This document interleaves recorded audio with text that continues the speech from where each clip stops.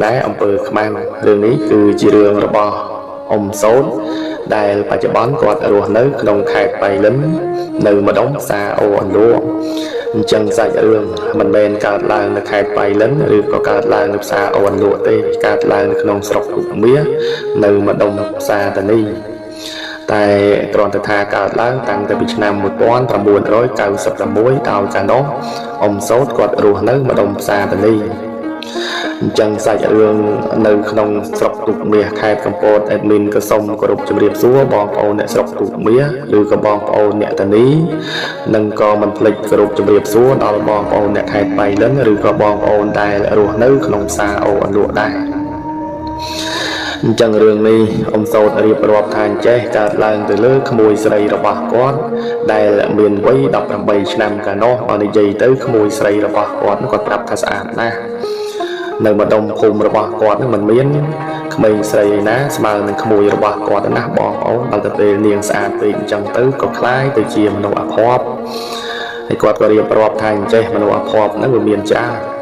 អ្នកខ្លះមានគេស្រឡាញ់ច្រើនហ្នឹងក៏អភ័ព្វមួយអ្នកខ្លះទៀតហ្នឹង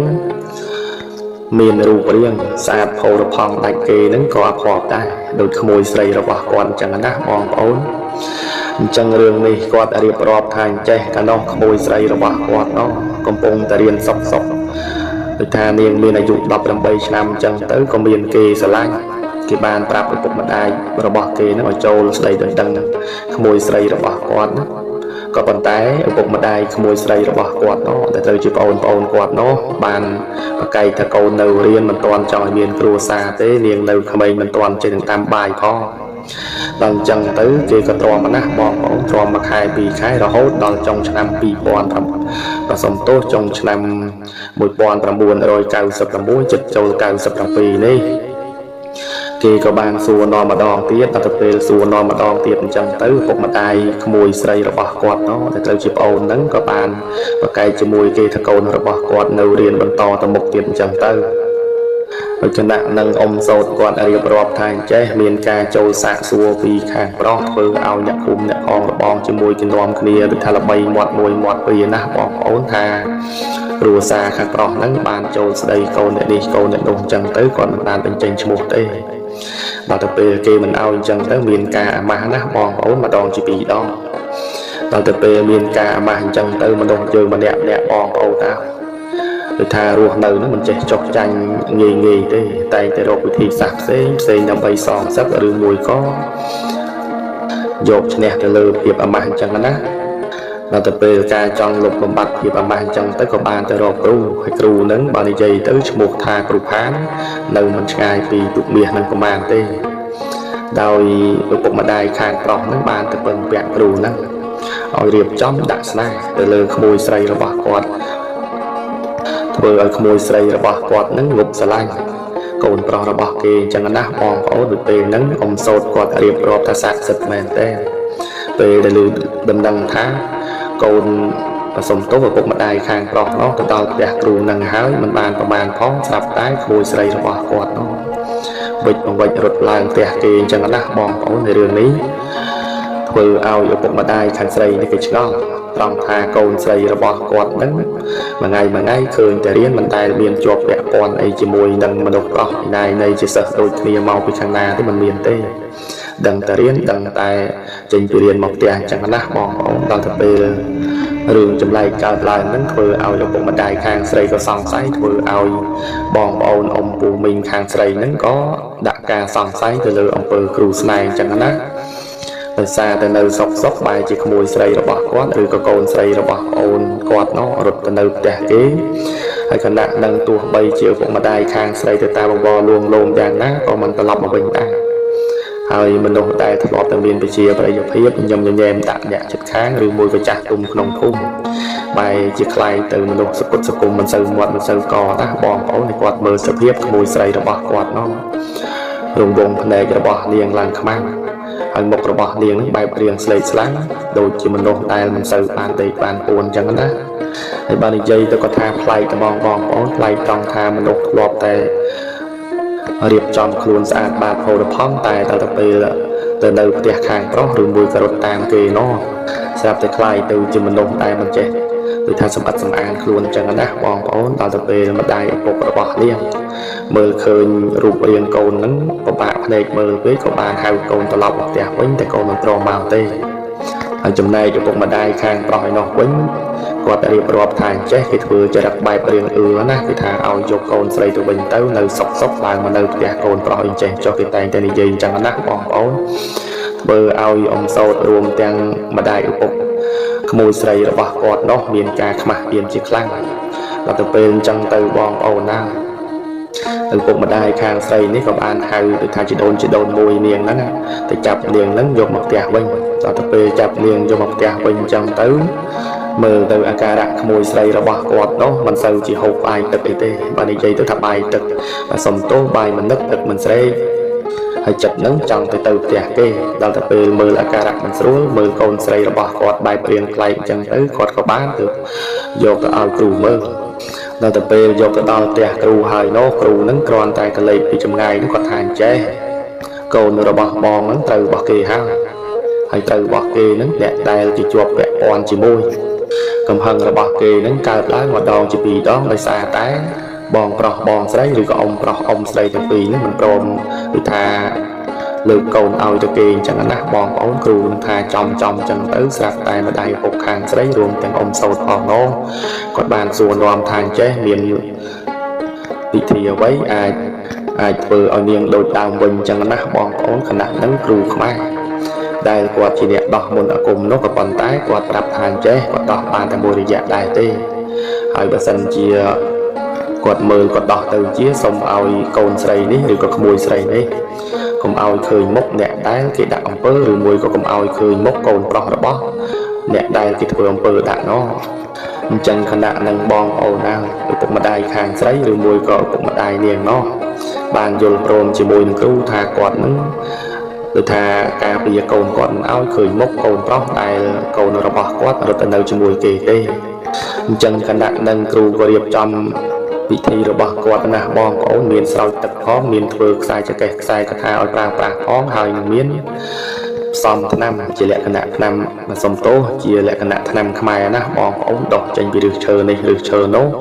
ឲ្យនាងនឹងផឹកដល់ទៅពេលផឹកទៅធ្វើឲ្យនាងក្អួតណាបងប្អូនបាននិយាយទៅថាជាថ្នាំបញ្ចុះនាងក្អួតផងសុំស្មាទោសរៀបផងដល់អញ្ចឹងទៅខណៈដែលក្អួតនោះក៏មានដោដុំសក់មួយដុំប្រហែលជាប្រព័ន្ធមេជើងហើយដុំសក់នោះបែបរៀងដាច់ជាប់គ្នាណាបងប្អូនខណៈដែលនាងក្អួតមកនោះគ្រូនោះក៏បានយកចង្កឹះហ្នឹងចាប់សក់ហ្នឹងដាក់ក្នុងកែវរបស់គាត់ពេលហ្នឹងគ្រូក៏បានប្រាប់ថាចេះនេះតាមអ៊ំសោតគាត់រៀបរាប់ទេគ្រូនឹងប្រាប់ថាបើសិនជាដុំសក់ធ្លាក់មកហើយនោះបើកាលណាយើងយកដៃទៅចាប់ទៅប៉ះវាអាចនឹងម្នាក់ទៀតនឹងត្រូវអំពើខ្មៅរបស់គ្រូនោះបន្តទៀតហើយ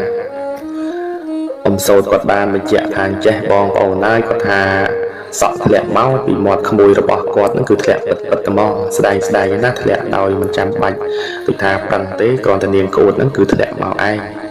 មួយពេលនឹងគ្រូខ្មែរដែលមើលក្មួយរបស់អ៊ំសោតនោះគាត់ប្រាប់ថានៅក្នុងខ្លួនក្មួយស្រីនេះនៅមានវត្ថុដែលគេឧបកិច្ចមកមាន 3-4 មុខអញ្ចឹងណាឥឡូវនេះធ្លាក់មកមុខហើយអញ្ចឹងគាត់ឲ្យយកថ្នាំរបស់គាត់នឹងដុសហូបបន្តទៀតទៅពេលដែលព្យាយាមហូបរាល់ថ្ងៃអញ្ចឹងទៅរបស់របរដែលគេឧបកិច្ចចូលទៅក្នុងខ្លួនកូនស្រីនោះឬក៏ក្មួយស្រីនោះអាចសាបរលាបបានក៏ប៉ុន្តែបងប្អូនឯមិនអញ្ចឹងទេអ្វីត្បិតតែថារបស់របរដែលគេឧបកិច្ចចូលទៅក្នុងខ្លួនក្មួយស្រីរបស់អ៊ំសោតហើយនោះគេធ្វើឲ្យកម្រើកតែមួយទេគឺកម្រើកមុនអាគមស្នេហ៍របស់គេណាបងប្អូនដល់ទៅពេលកម្រើកអញ្ចឹងទៅធ្វើឲ្យក្មួយស្រីនេះរត់ទៅនៅផ្ទះគេដោយភ្លេចភាពខ្មាស់អៀនឬមួយក៏ភ្លេចខ្លួនជាស្រីមួយគណៈនឹងអ៊ំសោតរួមទាំងម្ដាយឪពុករបស់នាងឬក៏ក្មួយស្រីរបស់អ៊ំនោះក៏នាំគ្នាត្រឡប់មកវិញណាបងប្អូនដល់ទៅពេលត្រឡប់មកវិញហើយនឹងម្ដាយរបស់នាងបានដុសថ្នាំ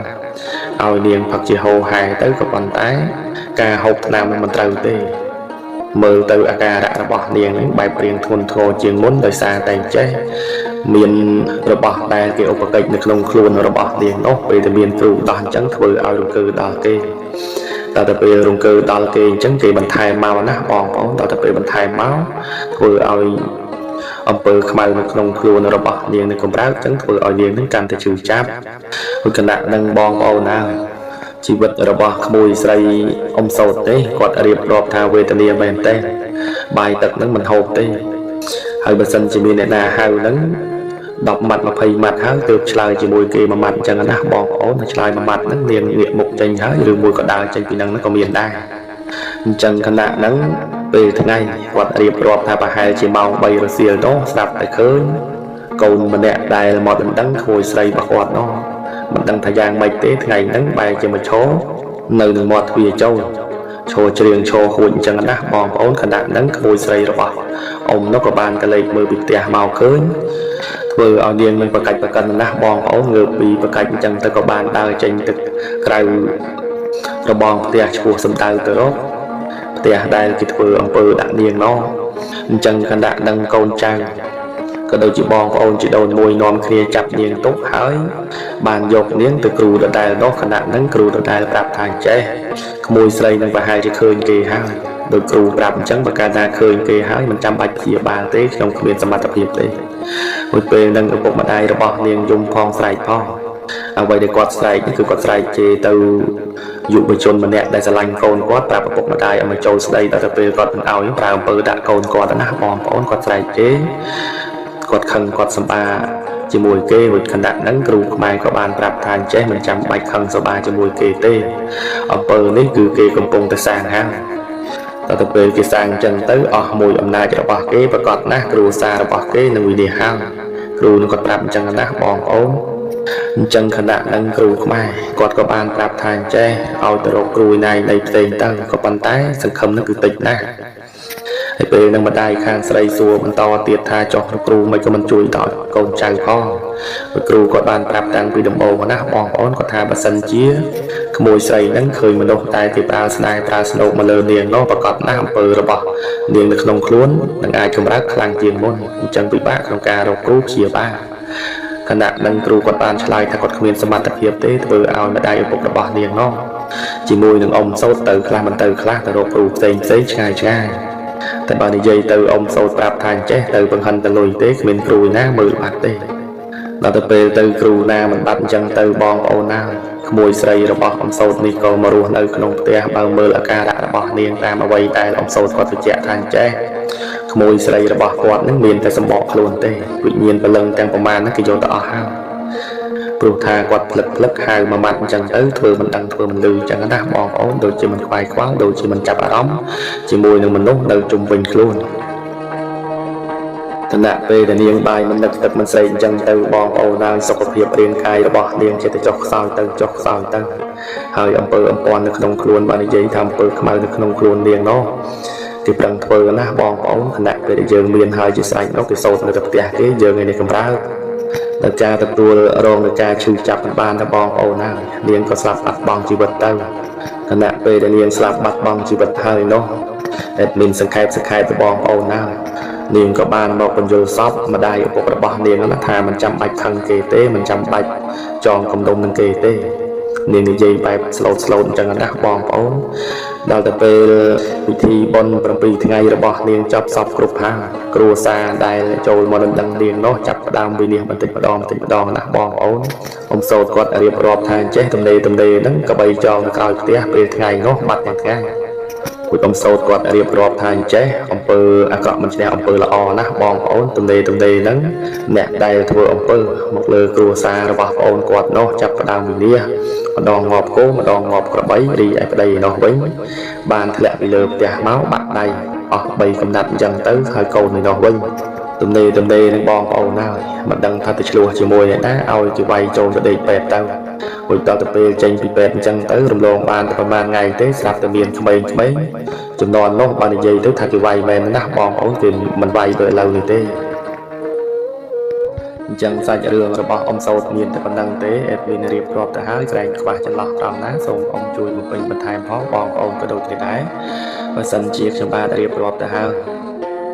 ប្រើពាក្យសម្ដីណាមួយដោយបំសំរុំក៏សូមបងប្អូនខន្តីអភ័យទោសដល់ខ្ញុំបាទផងជាចុងក្រោយសូមអរគុណនិងសូមជម្រាបលា